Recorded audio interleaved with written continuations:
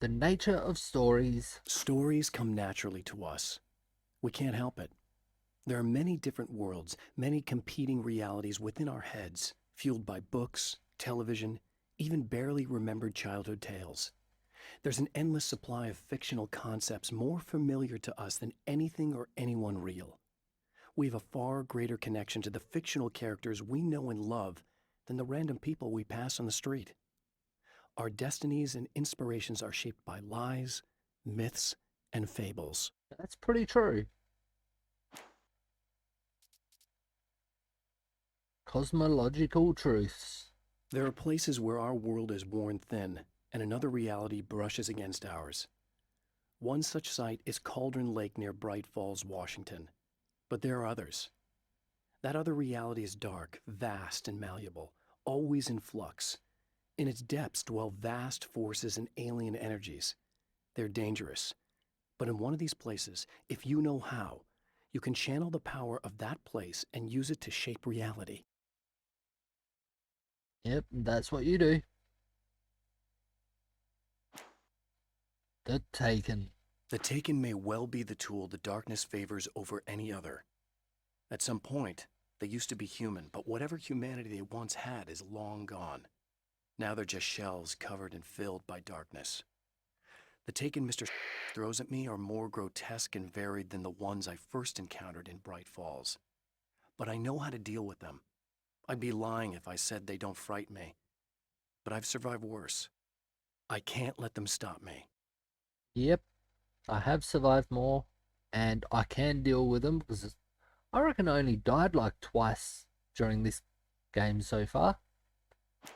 Almost think I should have had a death counter. Dr. Meadows. When Dr. Rachel Meadows got the call from Michael, telling her to hurry to the observatory, she didn't waste any time. It had been a nice party. She'd had a good time, but her social life would always play second fiddle to the mysteries of space. Michael never showed up, of course. He pulled over at the wrong rest stop. She never even thought about him at the time. The phenomenon in the sky above her was too fascinating. Yep.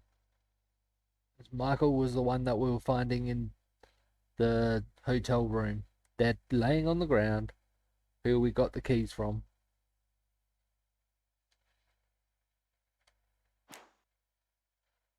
New Reality Fragment 2. The film noir poster reminded me of Alex Casey, the detective's cool exterior never cracking even with the gun pointed in his face. In the back room, all the lights had been turned off, except for the lone spotlight which illuminated the bright red fire extinguisher on the wall.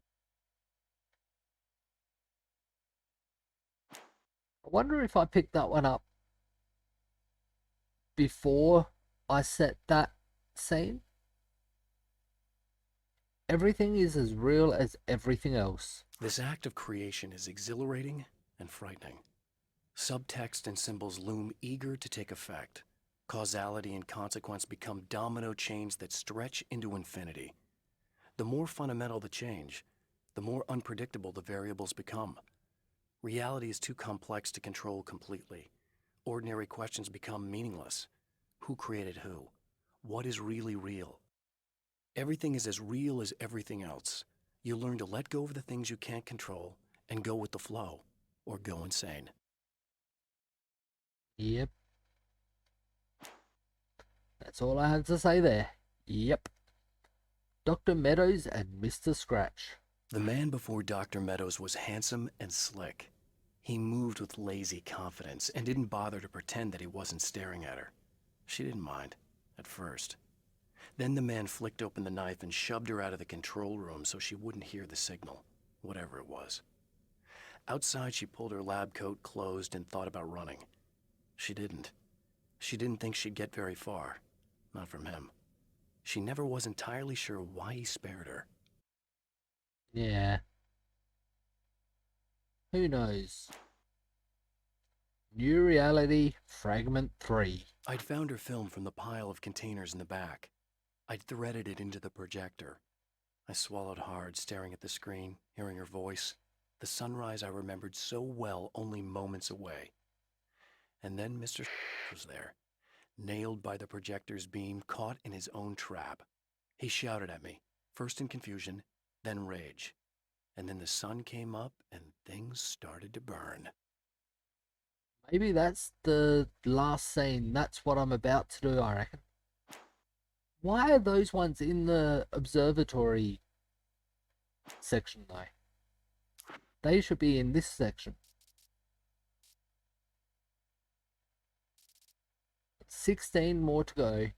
Bright Falls. My writer's block got worse. I didn't sleep much anymore. My life with Alice seemed like a constant fight. I was a wreck. Alice took steps. She booked a vacation in Bright Falls, a small town in Washington. It was supposed to be a chance to break out of the cycle I was in. She didn't know about the darkness in Cauldron Lake. Yeah.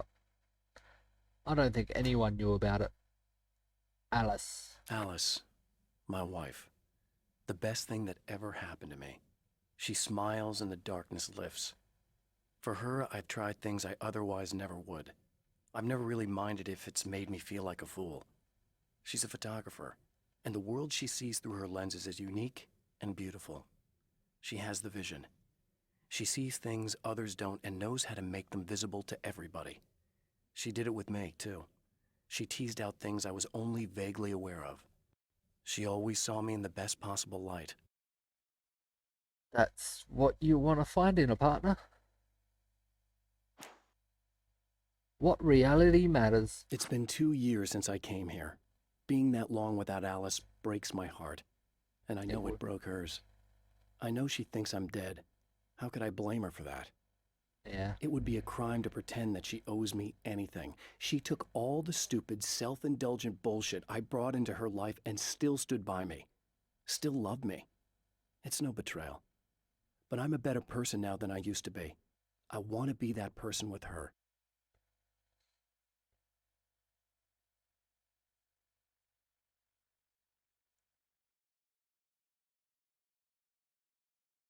Why on earth would she owe you anything? Why would you write, it would be a crime to pretend that she owes me anything?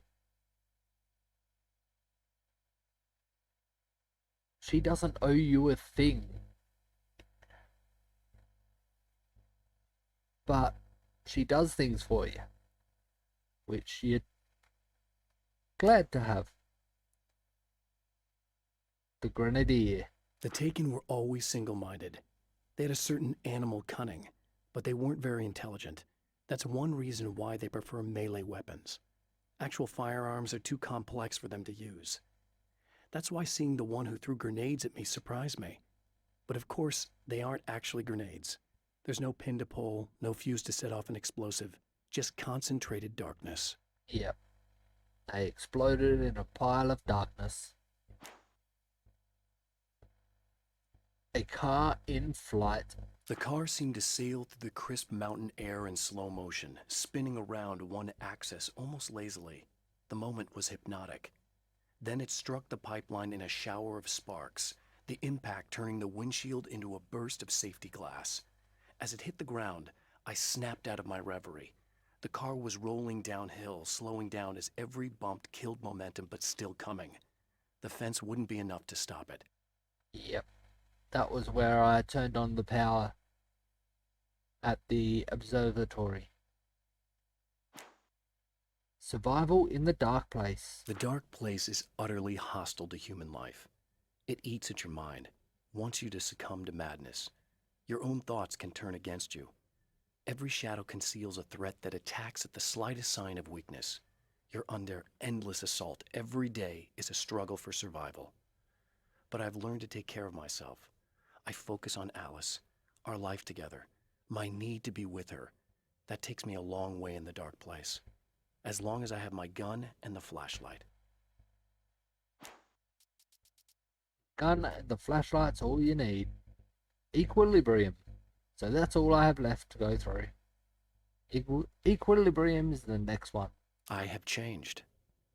I know who I am now. I know that I can write my own fate. Bright Falls taught me that. I know that indulging my weaknesses, giving in to fear and complacency will only drag me down. The dark place taught me that. I'm no Zen master. I've not attained enlightenment. But I have learned to let go of the things that I don't need. I know that without that balance within, I become my own worst enemy.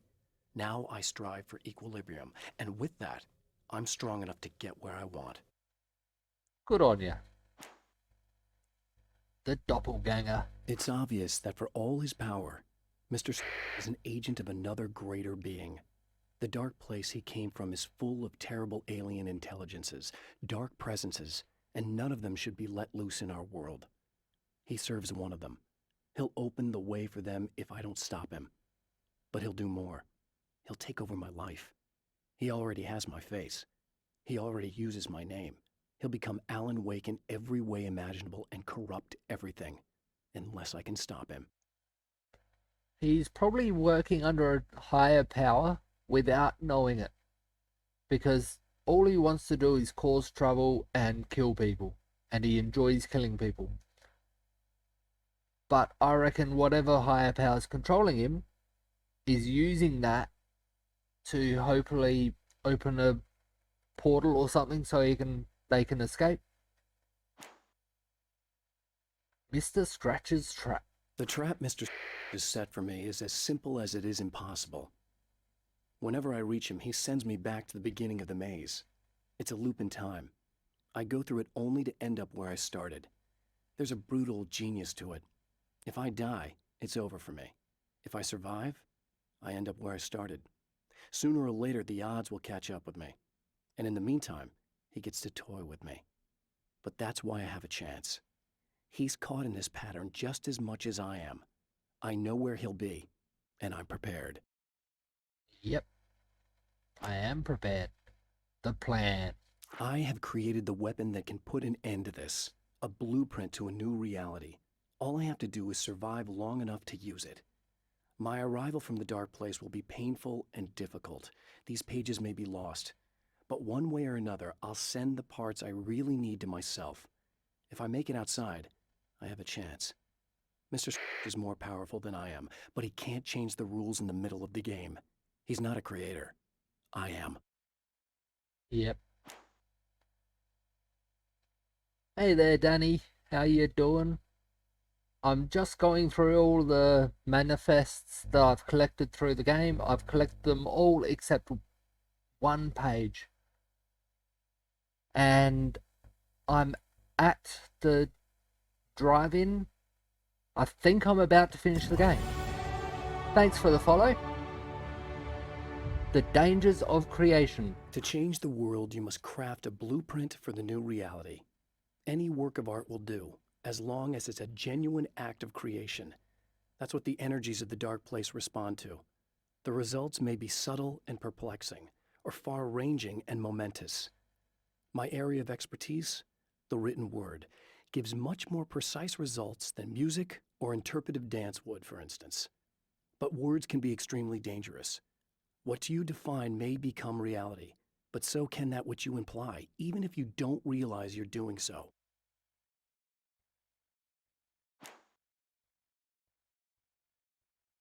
Serena Valdivia. For Serena Valdivia, burning the midnight oil was more of an exception than a rule. A procrastinator and a perfectionist, she often worked when she wouldn't be disturbed. Tonight was especially important. The film festival would open tomorrow, and there was still so much to sort out. It wasn't that the work hadn't been done. She just didn't feel like she had completely mastered everything yet. She was running a film festival that was about to be held at the drive-in where I am at the moment, where Alan Wake's wife has a film in it. Focusing the beam. There's more to fighting the Taken than just burning away the darkness that protects them. When I'm fighting for my life, I find myself slipping into a state of intense concentration that makes the beam of my flashlight seem more powerful and focused. I used to think it was just my imagination, something brought on by the adrenaline and fear of death. But now I'm not so sure. I've been touched by powers that I can't begin to truly comprehend. And they've left a mark. I'm starting to think this might be a part of it.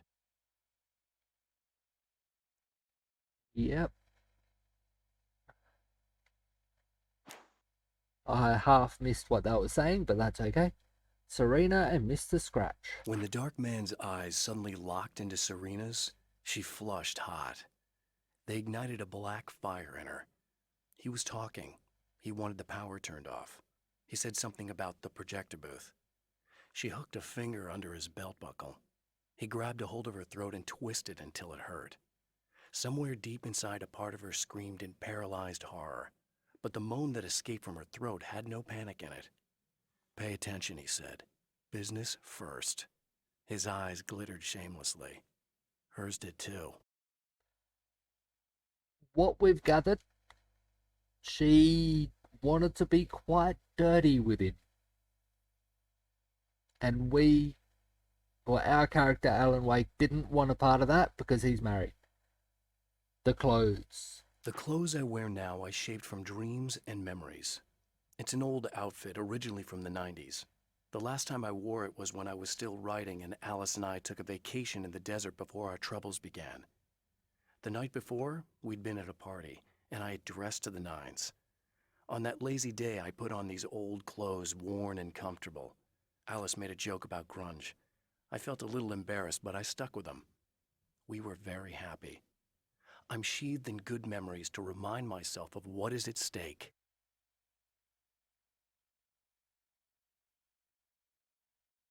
Okay. That one, I didn't even understand what it was really saying. Alice's film. I held the film canister in my hands. I saw her name written across it in big letters, followed by the title. It was a time capsule, moments snatched from times gone by, from a past that I hoped could also be our future. It was my salvation, our chance to be together. A tin can with a bit of magic in it that she didn't even know about. Something I could put to good use.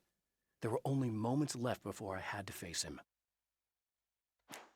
I think we're about to see that film.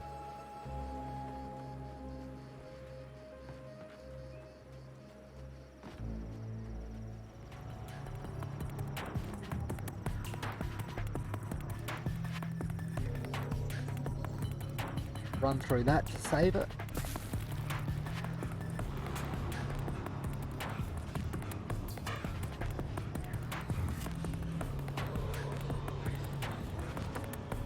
So that's the projector booth, surrounded by the darkness.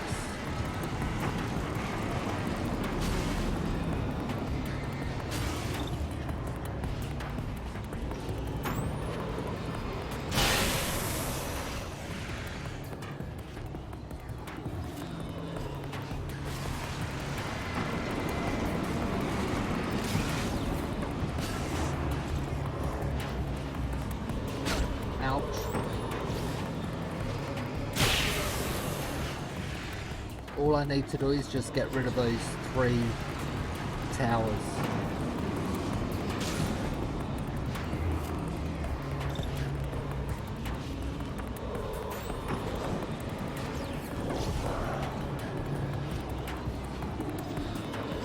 Don't need to worry about killing those taken.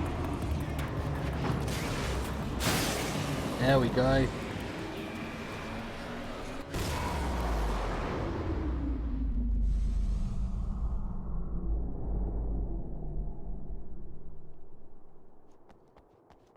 Enter the projector building. Yep. Again, the champion of light enters the final trap. The new reality is almost here. All he needs to do is change the details of the scene, push it past the breaking point, and the rest will snap into place. It was late at night.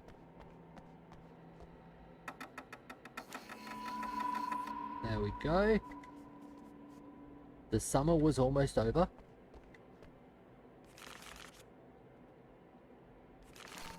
Yep. There was a film noir poster visible. Done. A spotlight illuminated the red fire extinguisher.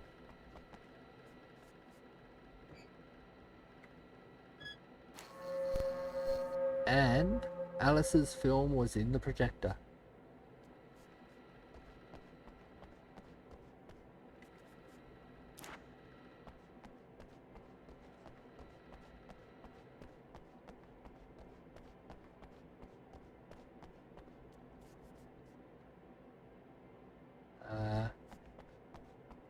There we go. Dark.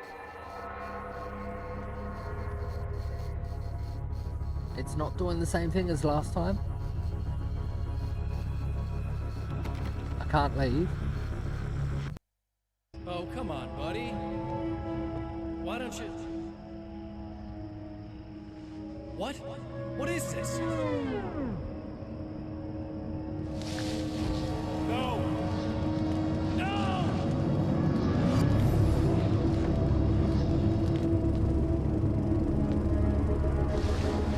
You can't do this!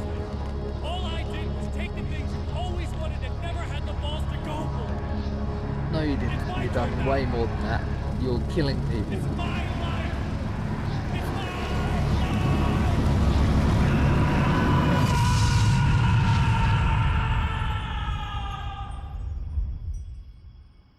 Is that Mr. Scratch done?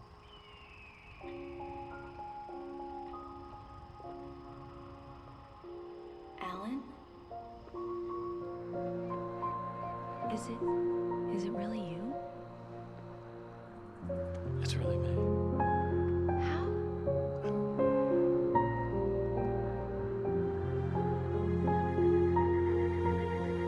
love you. I love you. Has he escaped the darkness, escaped the dark world? And he's back in the real world?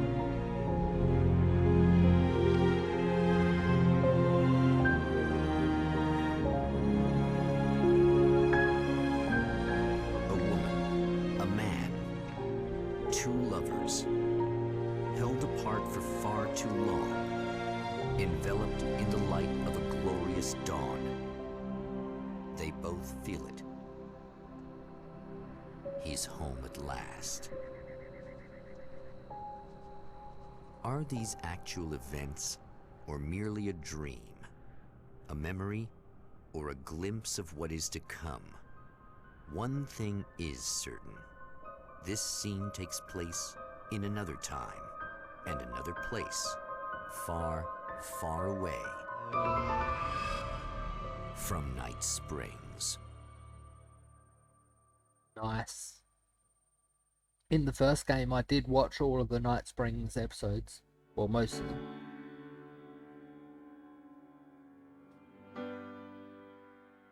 I will let the credits roll.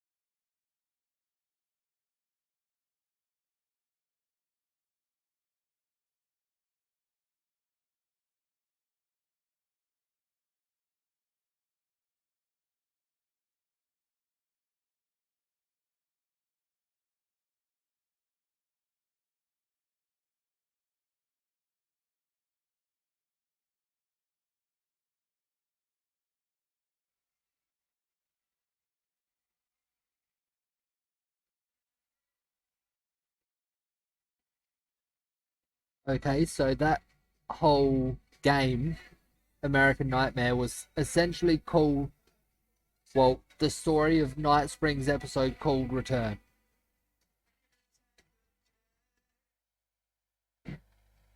And there we go.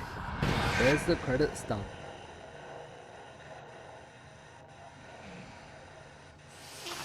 No. This Barry?